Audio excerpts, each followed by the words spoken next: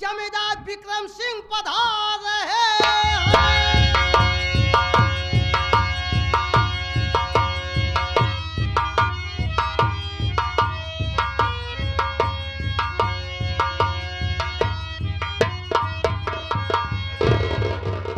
आई हुई जनता जनार्दन को मेरा अभिवादन।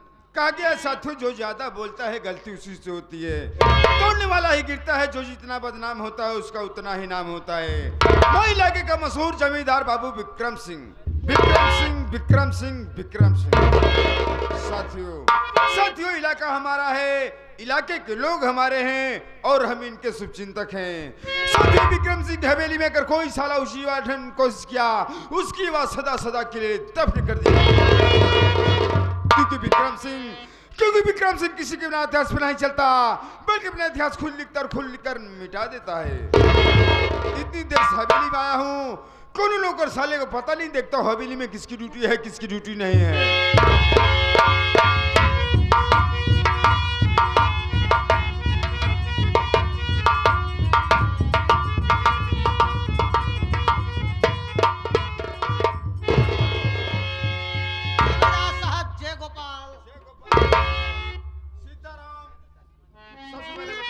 कारण क्या है बेटा? मैं बता रहा हूं जमींदार साहब, मैं क्यों लेट हो गया हूं। सबसे पहले आप कुर्सी पर बैठ जाएं। कुर्सी पर। जमींदार साहब, आज जब हम घरे से निकले, जैसे चौराहा पहुंचे वैसे देखा था देहरेला पेरेला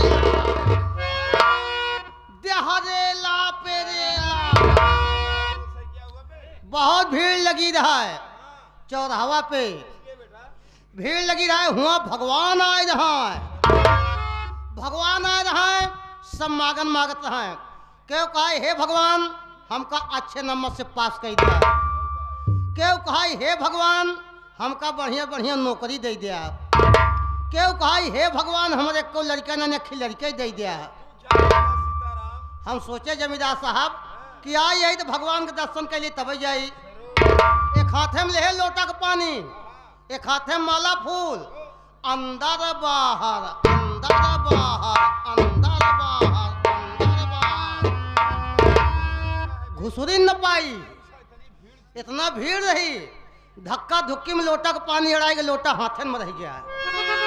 झटका झुटकी में फूल झड़ के तागा लटकता ही रह गया।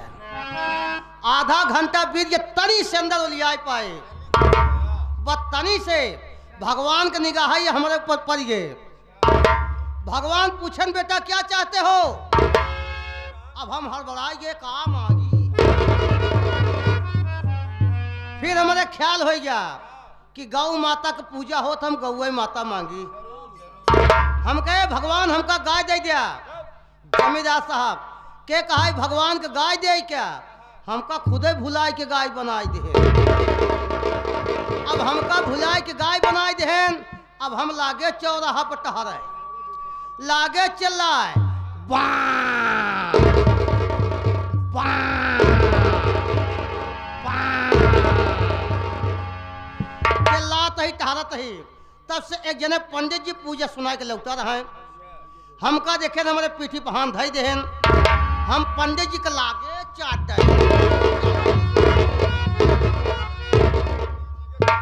हथवा गोड़वा। जब चाटे लगे पंडित जी समझ गए गाय बड़ी शुद्धि है। पगहान ले रहे गौछा हमारे गटे में गाय दे, लैयान घरे खूंटा पगहान बांध दे। पंडिताइन से कहने पंडिताइनिया लियावा हल्दी दूध टीका, गाय बड़ी शुद्धि लिया। यही जमींदार साहब पंडिताइन लिया हमारे हल्दी दूध टीक दीन, सेवा बढ़ गए। बनाए फिर चिल्लाने बां बां बां। पंडित जी सोचें कि गाय भूखानी है, एक खांची भूसा भरन लैयान हौदम डाल दें। अब भला बतावा जमींदार साहब हम भूसा खाई? फिर चिल्लाने बां बां बां। पंडिताइन सोचिन गाय प्यासी बा, एक बाल्टी पानी भरिन ले जाइन हमारे आगे धई दही। अब भला बतावा एक लोटक पिवैया एक बल्कि खा सकी। फिर चिल्लाने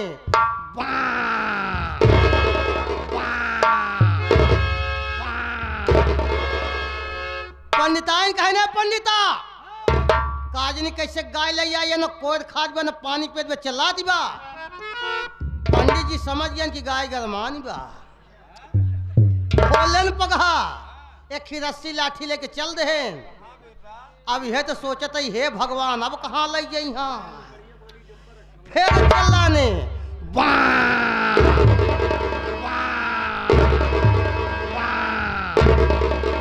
जमींदार साहब तब थे एक ही छुट्टू जैसी सांड देखबे तो भा चितकब्बर के टिकुल के खमोट के सड़िया आन रहा है। हमारे पीछे चल रहे और जैसे सड़वा निचकान वैसे बड़ी तेज से हो करे।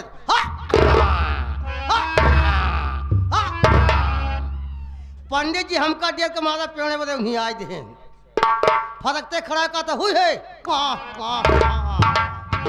हुई है हुई है। हम सोचते हे भगवान काहे बड़े हुई है कराता है। जमींदार साहब तब से सड़वा हमें लगा पहुंच गया। हमारे पुछिया का लगा सुंघवे तो भा जैसे सूंघेस वैसे हम देर के मारा पेशाब कह दी। जब पेशाब कह दिन सड़वा हमारा पेशाबवा पी गया। पुछिया के लगा सुंघ का हम देर के मारा लागे उछरे कूदे उछरे कूदे लागे।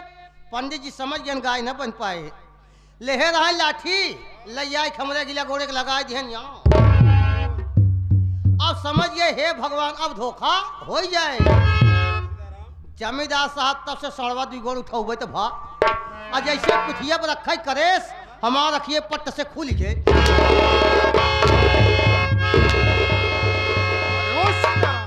इतनी देर साले इतना लंबा भौकाल रहा तो साले स्वप्न की बात बता रहा है रे। हाँ जमींदार साहब जब आँखी खुली तो सोचत है सड़वा कहाँ गा। फिर सोचत है अब तो हम गाय बना रहे। समझ रखे 11 बजे सीधा भागत चलाते जमींदार साहब। सीताराम तेरी सजा है तेरी खता की आए भाइयों को हमारे नाम का परिचय बता दे कि हमारा नाम क्या हमारा काम क्या बता दे बेटा। देखा जमींदार साहब क्या तू तो जानता ही यहाँ क्या बे कि पहले तुहार माई हमार मेहरारू पहले तुहार माई हमार मेहरारू रही और तुहार बाबू हम। सीताराम पाँव की जूती की सर पे। जमींदार साहब आप नाराज हो रहे हैं हम गलत नहीं कह रहे हैं। क्या हमारी कहा मतलब कि जब आपको माता जी रही जरूर तो हमारे मेहरारू आप खिया बराबर ड्यूटी करते रही। जब आपके पिताजी थे तभी जमाने समाज के हम नौकर हैं। यानी सीताराम तू माँ और पिताजी की जमाने की बात बता रहा है बेटा। हाँ जमींदार साहब तो जब तुम्हारे बाबू को मुहे पनाई ली नमवा नाम का नाम पहले मुन्ना। जमींदार साहब हम 2 टके के नौकर 2 कौड़ी के गुलाम आपके सामने आपका नाम और पता नहीं बता सकता हूँ। जान गया बेटा कि तू एक नौकर और एक मालिक का फर्ज अदा कर रहा है। बैठ जाओ मेरे भाई से अपने नाम का परिचय खुद देता हूँ। बैठ जाओ। ठीक है जमींदार साहब। साथियों मेरी परिचय लीजिए दोस्तों। साथियों मैं कहीं गैर का नहीं इसी विक्रम नगर का रहने वाला हूँ दोस्तों। साथियों हम अपने परिवार में कुल मिलाकर मात्र 5 प्राणी हैं। हम हैं हमारी पत्नी है जिनका नाम चंचला है और दोस्तों मेरे पास 3 बच्चे हैं। मेरे बड़े लड़के का नाम करण, छोटे लड़के का नाम अर्जुन और एक बेटी है जिसका नाम गीता है। बड़ा ही खुशहाल परिवार है। मालिक से ही कामना करता हूँ भगवान जैसे मेरा परिवार है उसे सबका परिवार हो। सीताराम जमींदार साहब सीताराम तुझसे बता देना चाहता हूँ कि एक मेरा भाई था जिसका नाम अजय सिंह था। एक मेरा भाई था जिसका नाम अजय सिंह था और मेरे ही पड़ोस में एक राजेंद्र प्रताप सिंह रहते थे। उनकी एक बहन थी जिसका नाम उर्मिला था। उर्मिला और मेरे भाई एक ही कॉलेज में पढ़ते थे। उन दोनों में कॉलेज जाते जाते आते जाते आपस में प्रेम हो गया। उन दोनों का प्यार इतना आगे बढ़ गया सीताराम कि मेरे भाई की प्यार की निशानी उर्मिला की कोख में पलने लगी। जमींदार साहब ये बात जब राजेंद्र को पता चली तो राजेंद्र भागता भागता मेरे पास आया।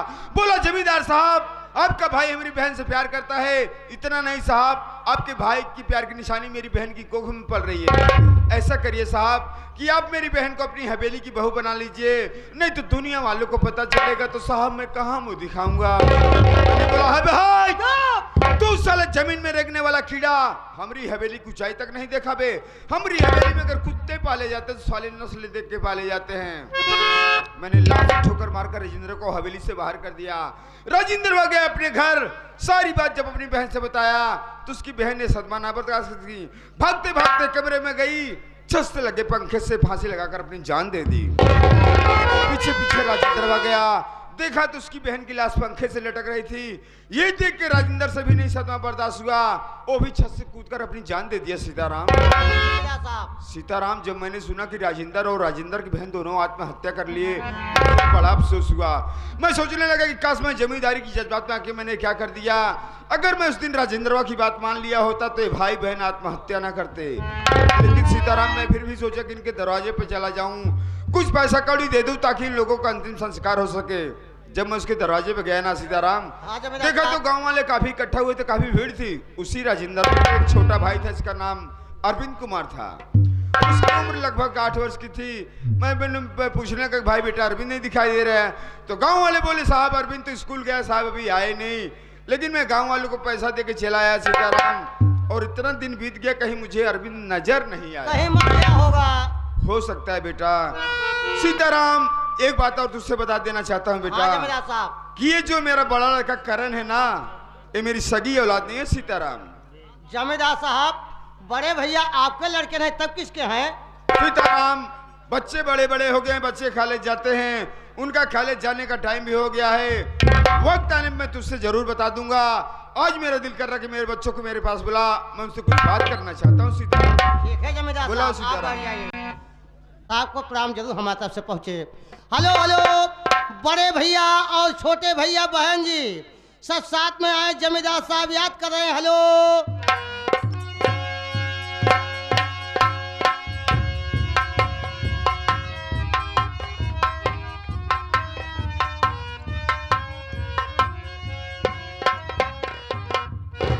बाबूजी के चरणों में बेटे करण का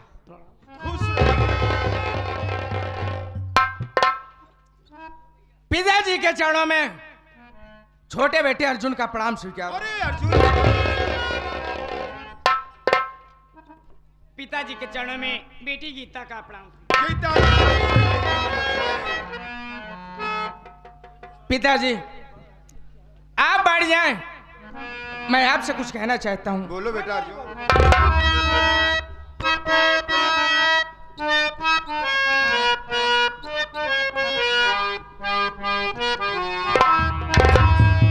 पिताजी बात क्या है जो हम सबको बुलाए,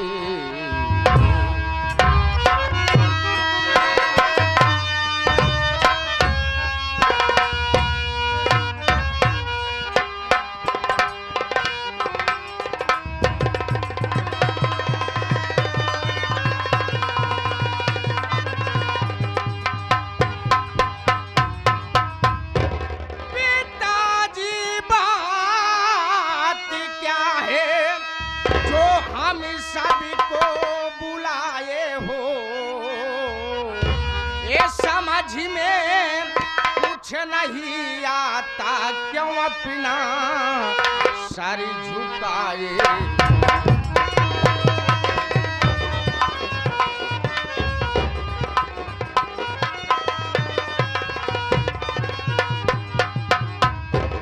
कोई है क्या कोई गलती मेरे बापू बता दीजिए, ये समझ में कुछ नहीं आता क्यों अपना सर झुकाए।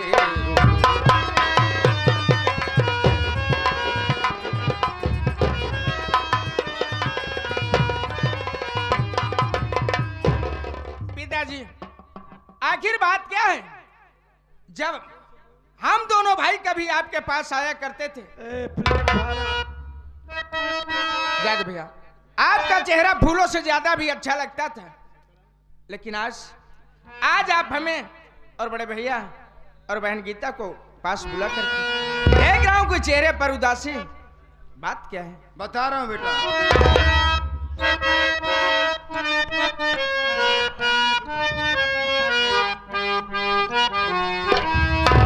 बताने के लिए हमने तुम्हें सबको बुलाया। अच्छी बात है।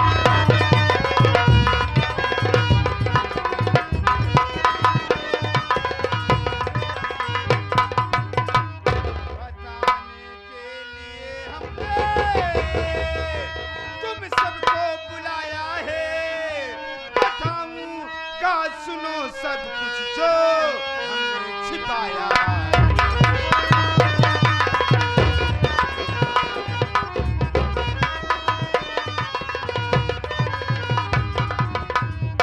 सगे भाई नहीं दोनों। ये आप क्या कह रहे हैं पिताजी? सही कह रहा ये क्या कह रहे हैं बाबूजी? सही कह रहा बेटा। सगे भाई नहीं दोनों, सुनो अब ध्यान से बेटा। यही वो राज है जो हमने अब तक छिपाया।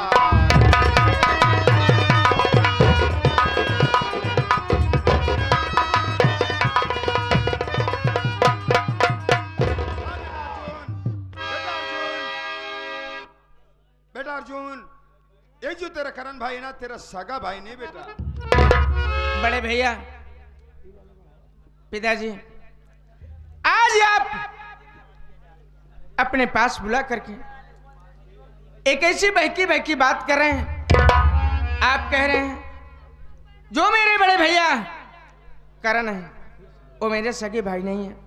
आखिर पिताजी, जब मेरे सगे भाई नहीं है तो ये रहने वाले कहाँ के हैं? इनके माँ बाप कौन है? आप कुछ तो बताएंगे। बेटा अर्जुन, ये कहानी आज से कई वर्ष पीछे की बात है। तेरी माँ का नाम चंद्रावती था। तेरी माँ का नाम चंद्रावती था। चंद्रावती की कोख से कोई औलाद नहीं थी बेटा। हमने चंद्रावती का बहुत इलाज करवाया, बहुत दवा कराया, पर चंद्रावती कभी बच्चे की मां ना बन सकी बेटा। एक दिन हम चंद्रावती को लिवाकर इलाहाबाद के महाकुंभ के मेले में घूमने गए बेटा, और उसी मेले में अचानक बहुत जोर सा तूफान आया, और उसी तूफान मुझे करण बेटा रोता हुआ मिला। बेटा उस वक्त करण बेटे की उम्र मात्र 5 वर्ष की थी। मैंने इसे गोद में उठा लिया तो देखा तो इसके दाहिने हाथ में सूर्य का निशान और करण लिखा था। चंद्रावती हमसे कहने लगी, जमींदार साहब बच्चा बड़ा प्यारा है, भगवान ने हमारे कोई औलाद नहीं दिया, इसी को अपने घर ले चलूंगी, इसी को अपना औलाद मानकर इसकी देख रेख की परवरिश करूंगी। बेटा मैंने सोचा समझा, उसी वक्त करण बेटा को घर लिया आया। बेटा करण के घर आते ही भगवान की ऐसी कृपा हुई कि चंद्रावती पेट से हो गई बेटा। और कुछ दिनों के बाद बेटा तुम पैदा हुए, और कुछ दिनों के बाद बेटी गीता, और उसके बाद चंद्रावती को ऐसी बीमारी लगी बेटा कि वो बच ना सकी। हम सबको छोड़कर भगवान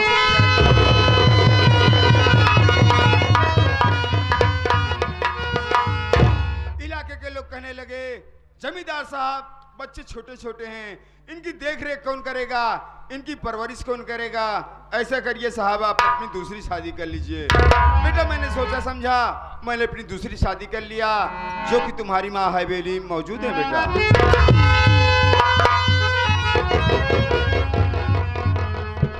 बाबूजी, बोलो बेटा करण।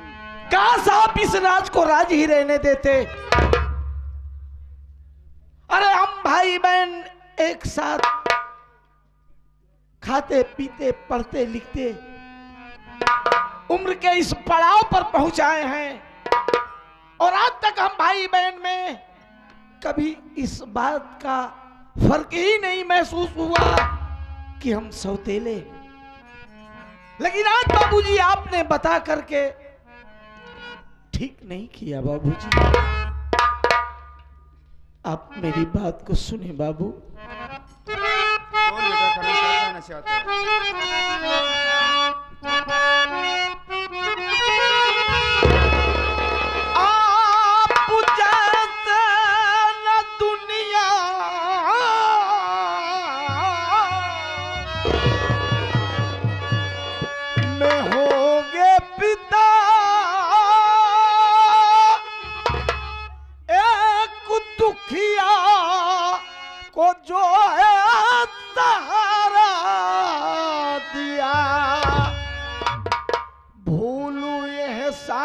जीवन भर मैं ना कभी क्या डूबती नैया को है किनारा दिया।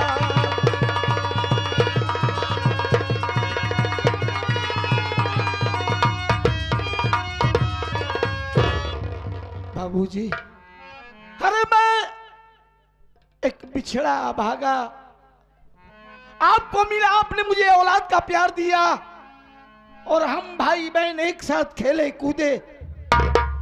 बाबूजी, अगर मेरे बदन का एक एक कतरा आपके काम आया तो एक करण आप पर कुर्बान हो जाएगा। बाबूजी, अरे आपने तो वो किया है जो मेरे खुद के बाप और मां नहीं कर सके। और बाबूजी, मैं आपका एहसान या मां बाप का एहसान तो कोई औलाद मरकर भी नहीं अदा कर सकता। बेटा करण, तुम अपने दिल में कभी मत सोचना बेटा कि तुम मेरी सगी औलाद नहीं हो। तुम मेरी सगी औलाद से बढ़कर हो बेटा। बेटा, जितना सवेली में अर्जुन का अधिकार है उतना तुम्हारा भी है बेटा।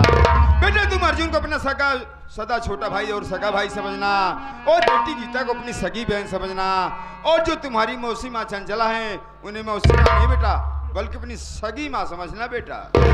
ए बाबूजी, अरे ये दोनों तो मेरी आंखों की रोशनी है।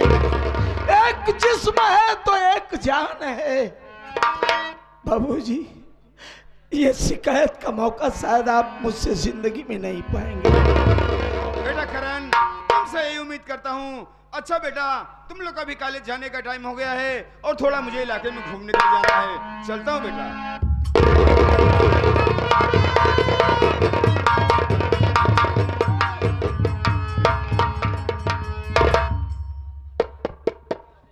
बड़े भैया, जैसे हम भाई बहन आपको बड़े भाई का सम्मान देते चले आए और वैसे मैं बड़े भाई का सम्मान देती रहूंगी, और अपने दिल में कभी भी न सोचना भैया कि हम सगे भाई बहन नहीं हैं। ए गुड़िया, अरे तू तो मेरे सर की पगड़ी है रे।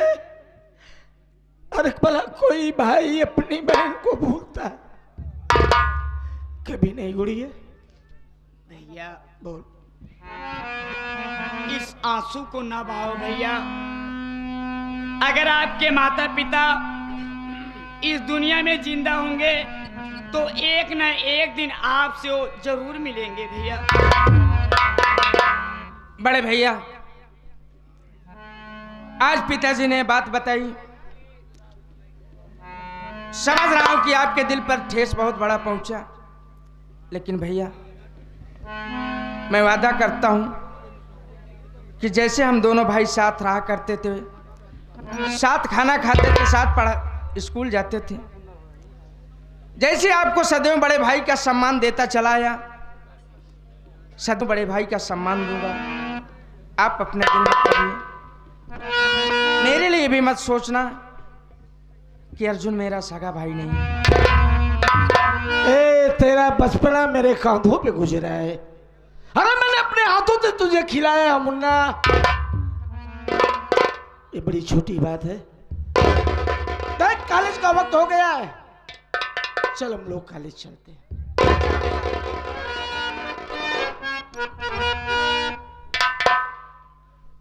ये मेरा भारत देश सोने की चिड़िया यूं ही नहीं कहलाता।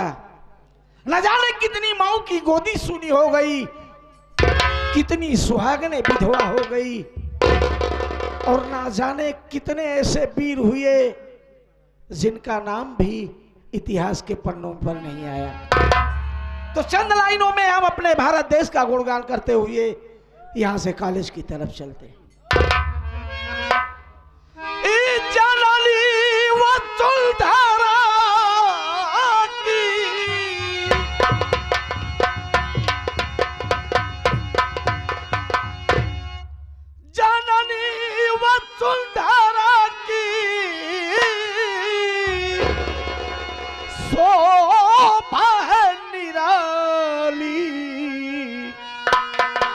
जय जवान जय किसान करे रखवाली।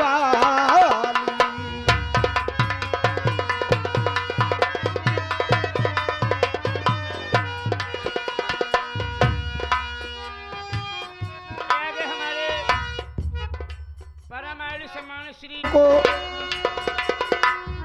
मैं दिल से नमन करता हूं। सिर्फ एक ख्वाहिश है आप लोगों से कि आप इस शीत भरी रात में अगर बैठे हैं तो सुकून मनाएं। कुछ हमारे बड़े बुजुर्ग, कुछ नौजवान साथी इस हालात में मिले कि कहने में शर्मिंदगी महसूस होती है। कर रखवाली हो, कर रखवाली, जय जवान जय किसान करे रखवाली।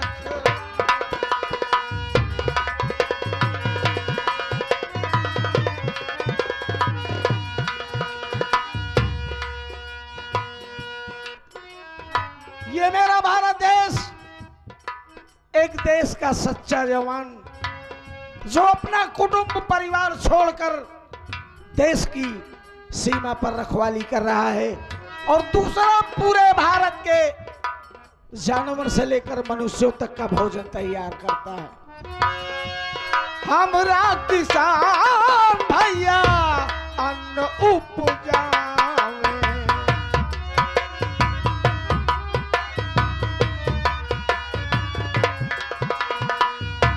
हमरा किसान भैया अन्न उपजावे।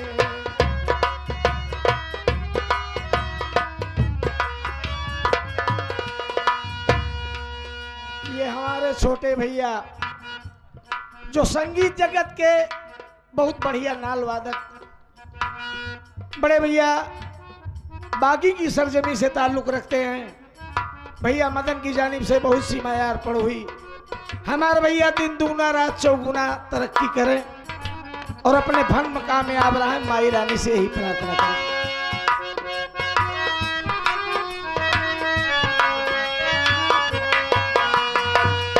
हमरा किसान भैया अन्न उपजावे, हमरा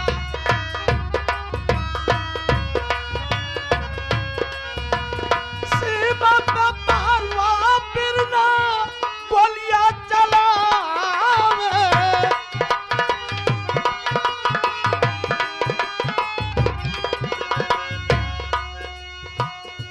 यहाँ दरवाजे खाली जाना सवाली, जय जवान जय किसान करे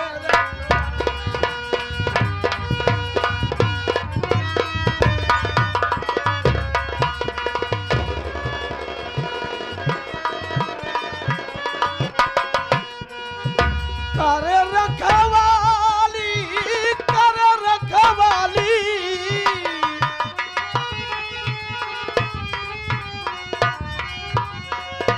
कर रखवाली हो, कर रखवाली, जय जवान जय किसान करे रखवाली।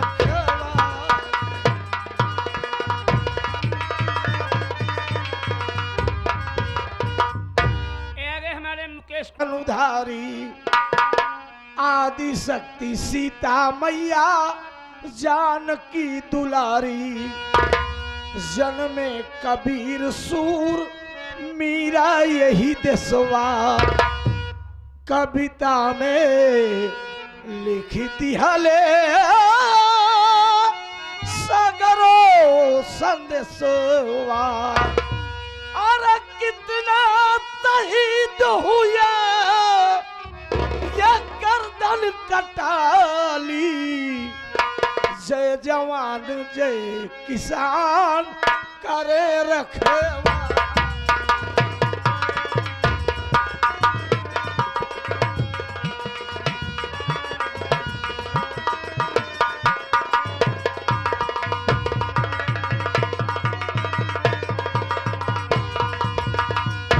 अगली और आखिरी लाइन में बहुत ही मार्मिक और सोचने की बात।